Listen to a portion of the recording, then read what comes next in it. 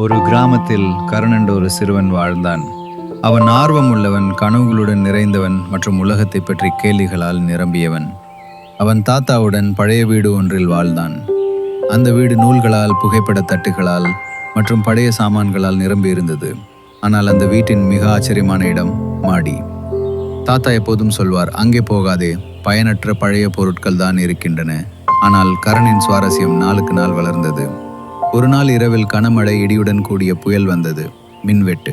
தாத்தா தூங்கிவிட்டார். கரண் மெழுகுவர்த்தி ஏற்றி மாடிக்கு போனான். கதவு மெதுவாக திறந்தது. உள்ளே கண்ணுக்கு தெரிந்தது தூசி படிந்த பெட்டிகள், நூல்கள், பழைய இசைக்கருவிகள். அந்த மூலைக்கு சென்றபோது பழைய எண்ணெய் விளக்கு ஒன்று அவனது கவனத்தை ஈர்த்தது.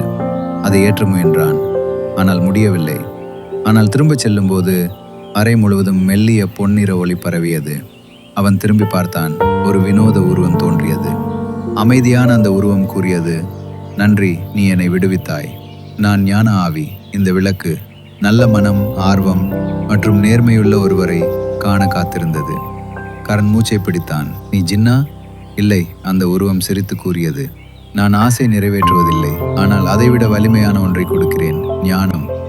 அன்றிலிருந்து கரண் ஒவ்வொரு இரவும் மாடிக்கு சென்று கேள்விகள் கேட்டான்.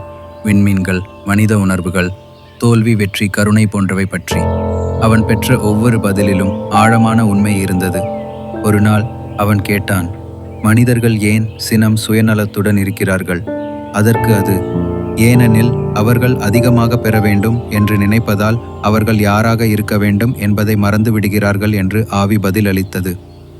மற்றொரு நாள் அவன் கேட்டான், கடுமையாக உழைத்தாலும் சிலர் ஏன் தோல்வி அடைகிறார்கள் என்று.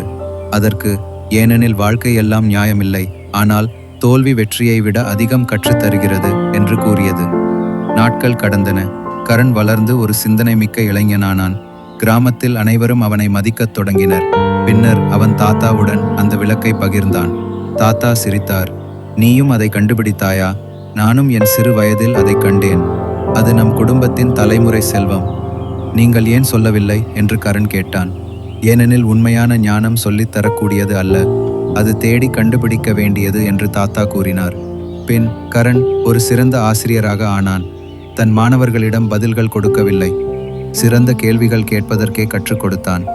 ஒவ்வொரு இரவும் அவன் அந்த விளக்கை ஏற்றி புதிய ஞானம் பெற்றுக்கொண்டே இருந்தான்.